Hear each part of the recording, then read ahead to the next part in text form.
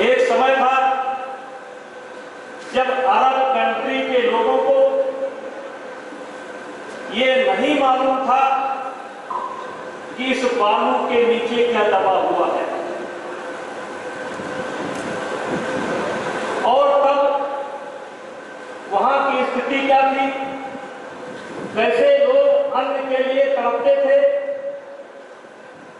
और जब उनको पता चल गया कि इस बालू के नीचे पेट्रोलियम का भंडार है, तेल का भंडार है, तो आज आप देखते होंगे कि अरब कंट्री की हालत क्या थी और क्या हो गई।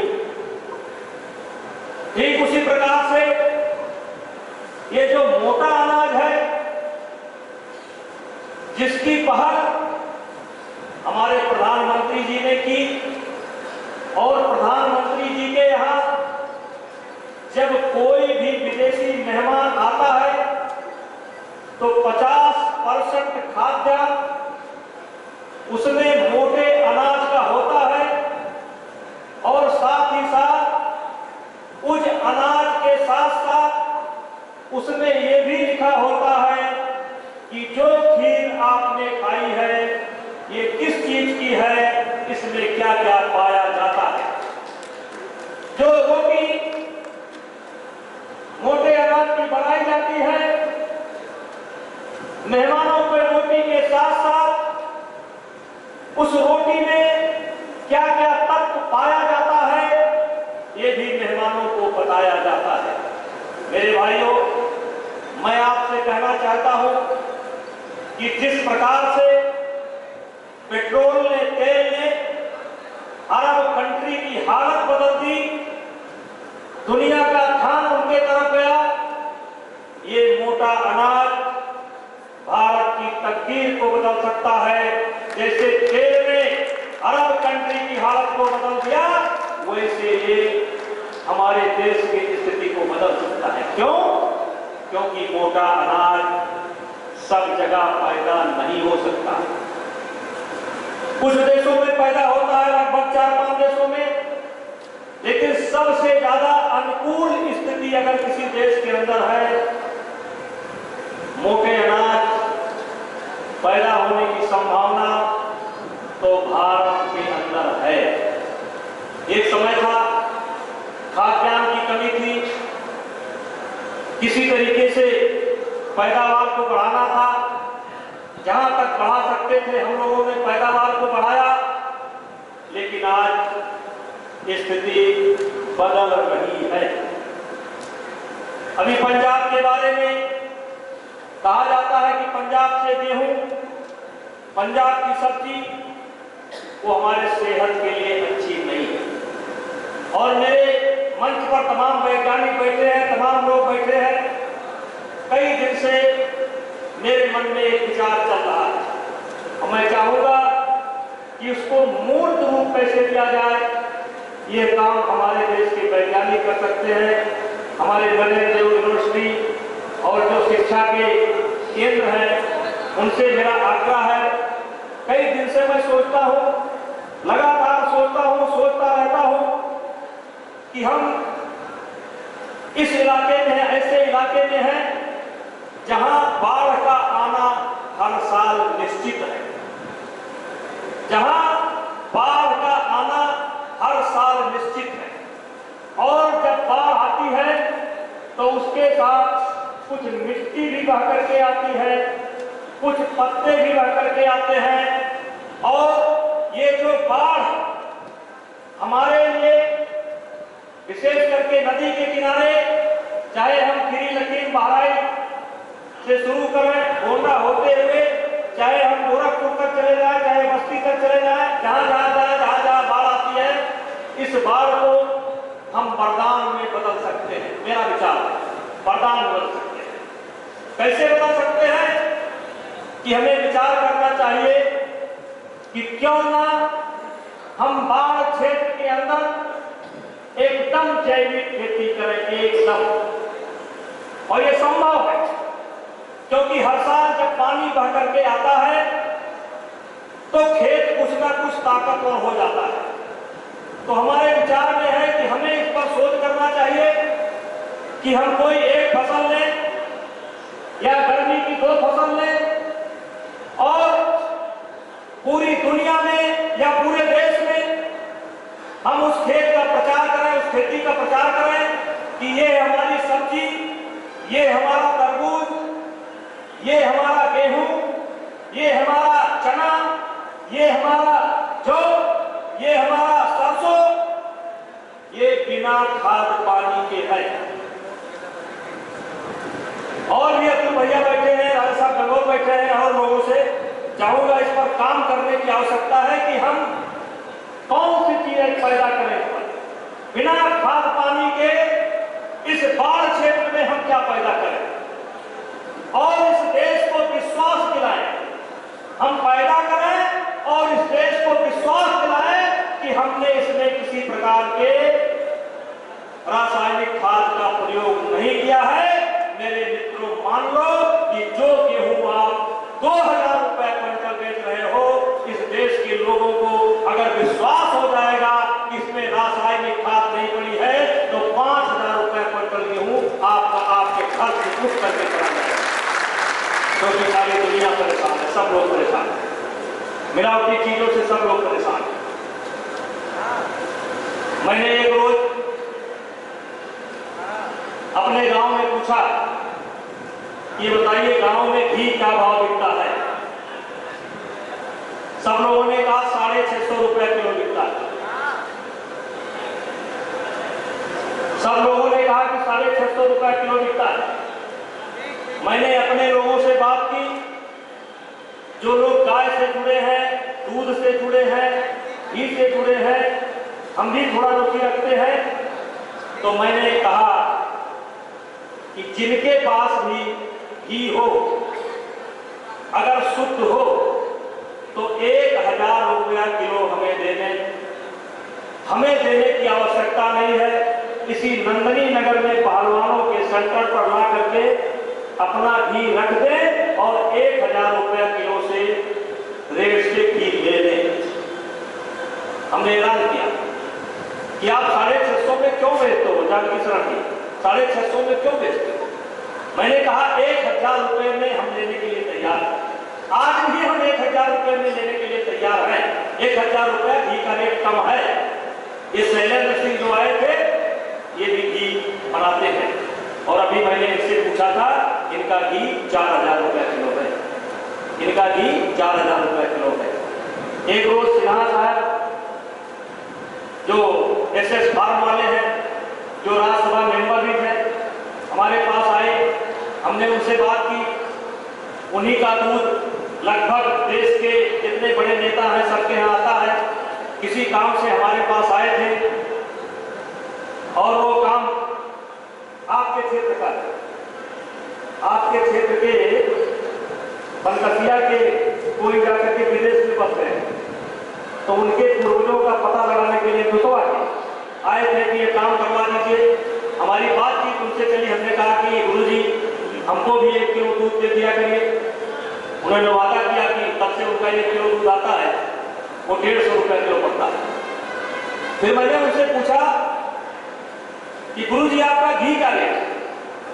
उन्होंने कहा कि 4000 रुपए किलो हम घी बेचते हैं और 4 महीने की बेटिंग, 4000 रुपया किलो हम बेचते हैं और 4 महीने की हमारी बेटिंग है। फिर उन्होंने एक बहुत बड़े व्यवसायी का नाम लिया जो घी के क्षेत्र में बड़ा जाना माना नाम है, नकली काम करने के लिए। तो कहा वो तो हमारा घी खाता है। तो उससे उन्होंने कहा, हमने पूछा कि जब आप इतना लाखों क्विंटल घी पैदा करते हो तो आप हमारा घी क्यों लगा रहे हो? तो उसने कहा कि आप जानते हैं कि हमारे घी में क्या है। इसलिए मेरे भाइयों, ये कार्यक्रम करने का मात्र उद्देश्य यह है कि हम ईमानदारी से भी, ईमानदारी करके भी अपनी तरक्की कर सकते हैं। मैं आपको विश्वास दिलाना चाहता हूं कि अगर आप विश्वास दिला दीजिए कि आपका घी असली है, चाहे गाय का हो चाहे भैंस का, तो मैं गारंटी देता हूं 2000 रुपया किलो आपका यही घर बैठे बैठे मिल जाएगा। हमें अब अपने आप को बदलने की जरूरत है। जैसे इन बच्चों ने कार्यक्रम किया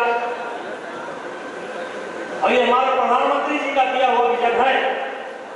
प्रधानमंत्री जी ने कहा था सांसदों से कि आप लोग जाकर के कार्यक्रम करिए और उसमें बताइए कि रासायनिक खादों के प्रयोग से हमारी धरती मां रो रही है, हमारी धरती मां धीरे धीरे धीरे धीरे करके बात हो रही है। और वही बताने की कोशिश हमारे इन कलाकारों ने की। भाइयों, एक बात और कहना चाहते हैं जो मैं हमेशा कहता हूं, हम बदले जग बदला, ये फार्मूला अपनाना पड़ेगा। हम बदले जग बदला, ये फार्मूला हमें अपनाना पड़ेगा। हमें अपने परिवार को बचाना पड़ेगा। सबसे पहले अपने परिवार के खान पान को ठीक करना पड़ेगा। हम हमेशा कहते हैं दुनिया में कौन क्या कर रहा है ये मत देखो, दुनिया में कौन क्या कर रहा है ये मत देखो, दुनिया में हम क्या कर रहे हैं उसको देखो और हमें क्या करना है इसको देखो। और हम बदलेंगे, जग बदलेंगे। और मेरे भाइयों, हम कहना चाहते हैं कुछ विचार आए, कुछ विचार नहीं आए, क्योंकि एक समय की सीमा होती है। बहुत कुछ आदमी सोच करके आता है लेकिन कितना समझे। तो आप इसको समझिए कि हमने कहा कम, अब आपको है समझना ज्यादा। हमने कहा कम, समझना है ज्यादा। और समझेंगे और नहीं समझेंगे तो आप अपने साथ, अपने परिवार के साथ, फिर अपने देश के साथ सबको धोखा देने का काम कर रहे हैं। आज के कार्यक्रम का मेरा मुख्य उद्देश्य यह है कि 3-4 मंडल, ये नंदनी नगर जहां से है ठीक 3 किलोमीटर के बाद फैजाबाद शुरू हो जाता है, अयोध्या मंडल शुरू हो जाता है, बगल में हमारा बस्ती मंडल शुरू हो जाता है, देवी पाटन मंडल हमारा यहाँ बैठा ही है। अगर हम सब लोग, ज्यादा नहीं, हम सब लोग खुद थोड़ा थोड़ा बदल लें। हम अक्सर कहते हैं कि जिंदगी भर तो हुई गुफ्तगू गैरों से मगर, जिंदगी भर तो हुई गुफ्तगू गैरों से मगर, यानी जिंदगी भर हमारी बातचीत हुई दूसरों से, जिंदगी भर हमारी बातचीत होती है दूसरों से। तो मैं कहता हूं जिंदगी भर तो हुई गुफ्तगू गैरों से मगर, आज तक हमसे हमारी न मुलाकात हुई, आज तक तुमसे तुम्हारी न मुलाकात हुई। अपने आप से मुलाकात करो, अपने आप से मुलाकात करो। जैसे एक कलाकार जब किसी मूर्ति को बनाता है तो पीछे हट करके अपनी कला को देखता है और कहां दिक्कत रह गई है उसको फिर ठीक करने की कोशिश करता है, फिर देखता है, फिर ठीक करने की कोशिश करता है, फिर देखता है, फिर ठीक करने की कोशिश करता है। ऐसे मेरे बच्चों, अपने जीवन को देखो, अपने आप को देखो, कहां गलती हो रही है, क्यों गलती हो रही है, कैसे ठीक किया जाए। जब निरंतर आप अपने आप से बात करते रहोगे तो दुनिया में आपका इतिहास लिखा जाएगा, किसी को ही रोक नहीं सकता। मैं अक्सर अपने भाषण में कहता हूं, सिर पर कुलीनता का टीका। कुछ लोग होते हैं, मेरे दादा ये थे, मेरे बाबा ये थे, मैं तो फला खानदान का हूं, सिर पर कुलीनता का टीका, भीतर जीवन का रस फीका है। सिर पर कुलीनता का टीका, भीतर जीवन का रस फीका। कुछ ऐसे भी नर होते हैं, कुल को खाते और खोते हैं। यशस्वी पुरुष अपने ऊपर चलता नक्षत्र, पुरखों का धर अपना बल से जगाता है, सम्मान जगत में पाता है। अभी गोगा के कलाकार कह रहे थे, जागते रहो, जागते रहो। तो जब जागते रहना है तो अपनी कमी को ढूंढना है, अपनी कमी को ढूंढना है। कहाँ कमी रह गई? उत्तम खेती, मध्यम बांस, निश्चित चाकरी, भीख निदान, दुनिया में सबसे उत्तम खेती, सेकंड नंबर पर नौकरी, तीसरे नंबर पर भीख मांगना। ये क्या हो गया? उत्तम खेती, मध्यम बांस, निश्चित चाकरी, भीख निदान। ये क्या उल्टा हो गया? क्योंकि हमने अपने आप को समय के साथ बदला नहीं। हम मानते हैं कि नकली खाद्यान्न बिकता है। हम ये भी मानते हैं कि जो सरकारी इंतजाम है नकली खाद्यान्न को रोकने में असफल है। हम मानते हैं, लेकिन भाइयों खरीदने वाले तो हम हैं। इसमें जो किसी का बस नहीं है, क्या खरीदा जाए, क्या ना खरीदा जाए, क्या खाया जाए, क्या ना खाया जाए, ये फैसला तो हमारा है। इस पर तो किसी का हक नहीं है। तो हम फैसले को लागू क्यों नहीं करते? अगर कोई नकली खाद्यान्न बेच रहा है, बेचे, हम नहीं खरीदते। हमने अभी देखा कि हमने जब घी का रेट डिक्लेयर किया, कि मैं 1000 रुपया किलो लूंगा, 3 किलो घी केवल 4 महीने के अंदर सुभाष जी आया, 5वां किलो घी नहीं आया। आज फर्क इतना पड़ा कि हमारे गांव में एक तेलिन है, वो 5 किलो घी इकट्ठा करके रखी थी, कई महीना हो गया उनका घी बिका ही नहीं। कई महीना हो गया उनका घी बिका ही नहीं। फिर अंत में उनका संदेशा आया कि नेताजी से कहते वही नहीं है। तो हम कहा उनके घिवा हम क्या करी, उनके घिवा कहिए तो हमारे पालन में पहुंच ही है।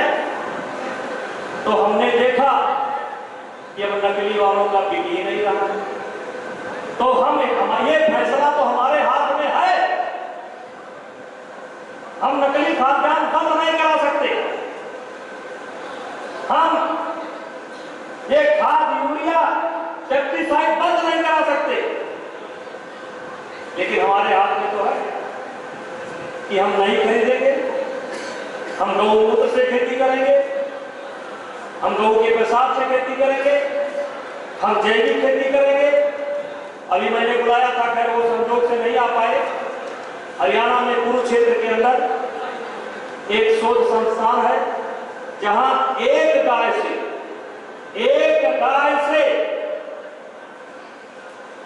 के गोबर से और मूत्र से 30 एकड़ खेती होती है। 30 एकड़।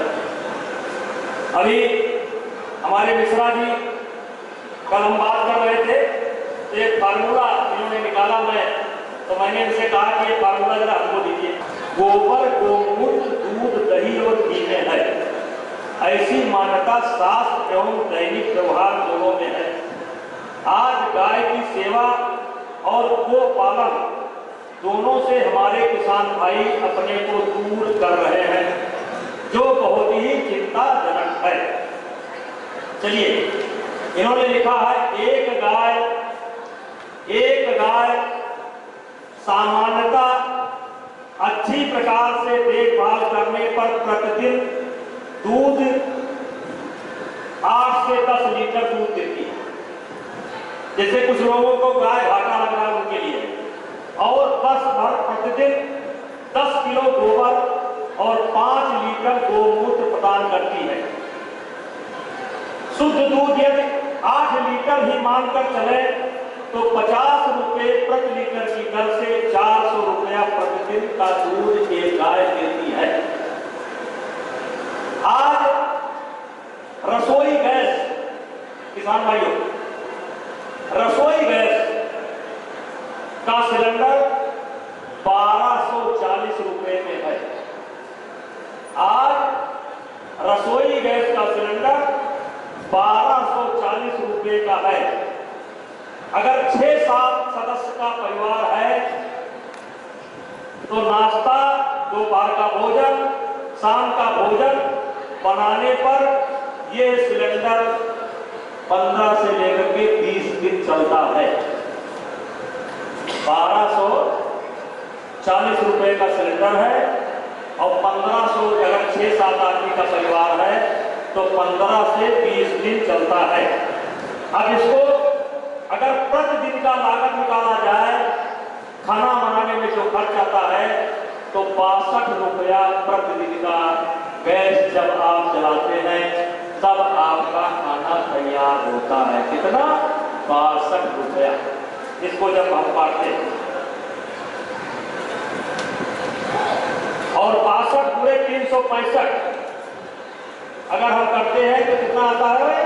22,730 रुपए साल भर में आप गैस। अब हमारे घरों में गाय के गोबर और चन्नी, चारा, मशीन के बिछावन को मिला करके अगर हम कंडा बना करके ईंधन के रूप में प्रयोग करें तो आज एक परिवार एक दिन में 62 रुपए का खर्च गैस का बचा सकता है। अगर आप थोड़ा सा जो बचा हुआ चारा है, बचा हुआ कुछ है, जैसे कंडा उबाला जाता, बनाया जाता था, आज शहरों में 8 रुपए का एक कंडा बिकता है। कितनी बिकता भैया? 8 से 10 रुपए का। मैं जान पे भी बिकती है। तो ये एक बार जो गाय बच्चा देती है 330 अगर माना जाए तो 1,20,000 का दूध दे देती है। और कुल मिला करके अगर हम देखते हैं तो एक गाय अगर हम पालते हैं तो दूध है, दही तो दही, सबसे जल्दी आपको फ्री मिल जाएगा। और पूरे उसका अगर आप नहीं खरीद के ले जाते हैं, पूरे का केवल कंडा ही बना डालते हैं तो साल में आपका लाखों रुपया गैस का बच जाता है। इसलिए मेरे भाइयों, ये घाटे का सौदा नहीं है और मैं उम्मीद करता हूं कि घाटे का हो भी तो हमें नकली खाद्य पदार्थ से बचना है, नकली सब्जी से बचना है, नकली घी से बचना है, नकली तेल से बचना है। एक कविता मैं अक्सर पढ़ता हूँ, किससे मन की बात कहूँ मैं अक्सर पढ़ता हूँ, किससे मन की बात कहूँ मैं, सुनने को तैयार कौन है, फुर्सत किसको कितनी है, लगे हुए सब अपने अपने, सबको अपनी अपनी है, बनकर मूंग मेघ सा कब तक रो रो बच्चा घास कहूँ मैं, किससे मन की बात। मेरे भाइयों, मैं आप सब लोगों से हाथ जोड़ता हूँ, अपने आप से बात करो। इस बदली हुई परिस्थिति में प्रधानमंत्री जी का जो आह्वान है, उन्होंने बहुत सोच समझ करके ये मोटे अनाज का आह्वान किया है। ये हमारे और हमारे देश की तकदीर को बदल सकता है, क्योंकि ये मोटा अनाज दुनिया में कहीं अगर पैदा हो सकता है या पैदा होता है तो केवल भारत ही एक ऐसा देश है जहां ये होना संभव है। तो समय की सजाकत को हम लोग पहुंचाने और मिलावटी वस्तुओं से दूर, ये तो हमारा अधिकार है। मैं बार बार कहता हूं, उनके बेचने को हम नहीं रोक सकते, लेकिन खरीदने को हम अपने आप को रोक सकते हैं। भाइयों, इन्हीं शब्दों के साथ आज मीडिया के बंधु भी जमे हुए हैं, किसान मोर्चा के हमारे सब जमे हुए हैं, सबको मैं अपने तरफ से धन्यवाद